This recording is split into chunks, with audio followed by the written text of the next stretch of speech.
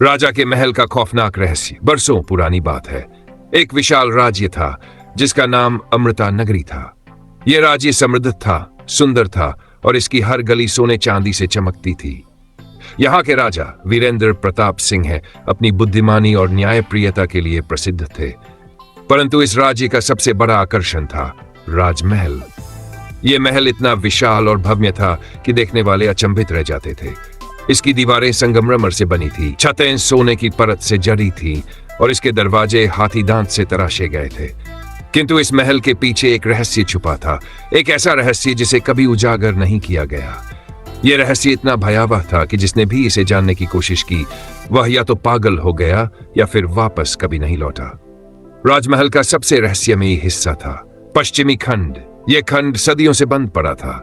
वहां जाने की किसी को इजाजत नहीं थी, यहां तक कि राजा स्वयं भी उस ओर नहीं जाते थे। इस खंड के बारे में बस अफवाहें थी। कोई कहता कि वहां भूत रहते हैं, कोई कहता कि वहां काला जादू किया जाता था, तो कोई कहता कि वह स्थान शापित है। राजा वीरेंद्र प्रताप सिंह एक पराक्रमी योद्धा थे, किंतु इस रहस्य को जानने की कभी हिम्मत नहीं कर सके। उनके पूर्वजों ने उन्हें चेतावनी दी थी कि महल के उस हिस्से को कभी ना खोलें, अन्यथा राज्य पर भारी संकट आ सकता है। राजा ने इस चेतावनी को गंभीरता से लिया और उस खंड को हमेशा के लिए बंद करवा दिया। लेकिन समय बदला।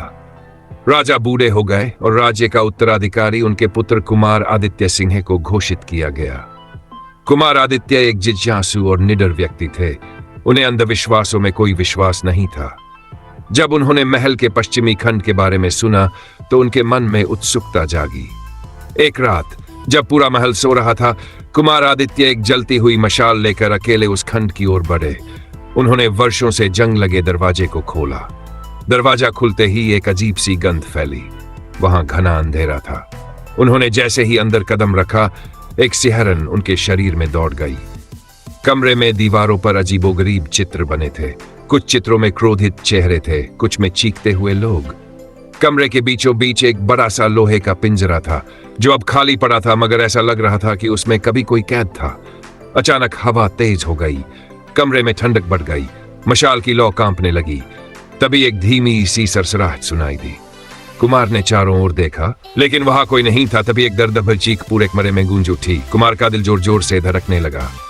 उन्होंने आगे बढ़कर दीवार पर बने एक चित्र को छुआ। अचानक ही वह चित्र हिलने लगा और उसके पीछे एक गुप्त दरवाजा खुल गया। अंदर एक संकरी सुरंग थी। कुमार ने बिना सोचे समझे उस सुरंग में कदम रख दिया। सुरंग लंबी और अंधेरी थी। वहां सिर्फ उनके कदमों की गूंज सुनाई दे रही थी। कुछ दूर जाने के बाद अचानक उनके सामने एक बड़ा सा कमरा आया। कमरे के बीचों बीच एक सिंहासन रखा था जिस पर एक अधजला मानव कंकाल बैठा था। कंकाल के हाथ में एक तलवार थी और उसकी आंखों की जगह दो जलते हुए नीलम थे। जैसे ही कुमार ने सिंहासन की ओर कदम बढ़ाया, हवा और तेज हो गई। अचानक कंकाल की तलवार जमीन पर गिर पड़ी और कमरे में तेज अट्टहास गूंज उठा। कुमार डर से कांप गए। तभी सिंहासन पर बैठा कंकाल धीरे धीरे हिलने लगा। उसकी आंखों में जड़े नीलम और तेज चमकने लगे। कौन हो तुम? एक गूंजती हुई आवाज आई। कुमार ने कांपते हुए जवाब दिया, मैं कुमार आदित्य सिन्हा, इस राज्य का उत्तराधिकारी। आवाज फिर गूंजी, तुमने इस अभिशपित स्थान को खोलने की हिम्मत कैसे की? कुमार ने हिम्मत जुटाकर पूछा, तुम कौन हो? तभी कंकाल की आंखों में आग सी जल उठी और उसने कहा, मैं इस महल का पहला राजा रणवीर सिंह हूं जिसे छल से मार दिया गया था। कुमार हक्का बक्का रह गए। कैसा छल? कंकाल की हड्डियां चरमराई और वह धीरे धीरे बोलने लगा, बरसों पहले जब यह महल बना था तब यहां मेरा राज था, लेकिन मेरे ही भाई दुर्जन सिंह ने मेरी हत्या कर दी और महल की सत्ता हथिया ली। मरते वक्त मैंने शाप दिया था कि यह महल कभी भी सुख शांति नहीं देख पाएगा। मेरी आत्मा इस खंड में कैद हो गई और जो भी इसे खोलने की कोशिश करेगा उसे इसका अंजाम भुगतना पड़ेगा। इतना सुनते ही कुमार के पैरों तले जमीन खिसक गई।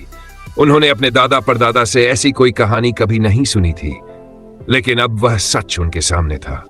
क्या कोई रास्ता है इस शाप से मुक्ति का? कुमार ने कांपते हुए पूछा। कंकाल ने अपनी जली हुई उंगलियों से कमरे के एक कोने की ओर इशारा किया जहां एक पुरानी तलवार रखी थी। यह तलवार मेरी है, इसे मेरे हत्यारे के वंशज के खून से धो दो, तभी यह श्राप समाप्त होगा। कुमार इस सत्य को स्वीकार नहीं कर सके। उनके परिवार में पीढ़ियों से राजा वीरेंद्र प्रताप सिन्हा का राज था। अगर यह सच था तो कहीं न कहीं उनके पूर्वज भी इस पाप में शामिल थे। वह तलवार उठाकर महल की ओर भागे। उन्होंने अपने पिता को जगाया और पूरी बात बताई।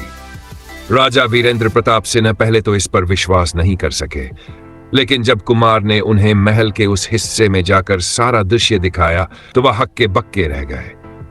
राजा ने खुद को अपने पूर्वजों के पाप का दोषी मानते हुए उस रात महल के सबसे बड़े चबूतरे पर जाकर अपने हाथ की एक नस काट ली और रक्त की कुछ बूंदें उस तलवार पर गिरा दी। जैसे ही खून तलवार पर गिरा, पूरा महल जोर से हिलने लगा। पश्चिमी खंड से एक भयानक चीख उठी और फिर अचानक सब शांत हो गया।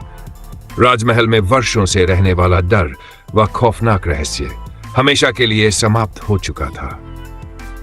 अगली सुबह जब लोग महल पहुंचे तो उन्होंने पाया कि पश्चिमी खंड अब सामान्य लग रहा था।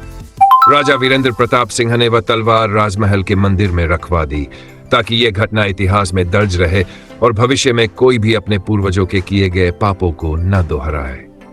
उस दिन के बाद से महल में कभी कोई अजीब घटना नहीं हुई।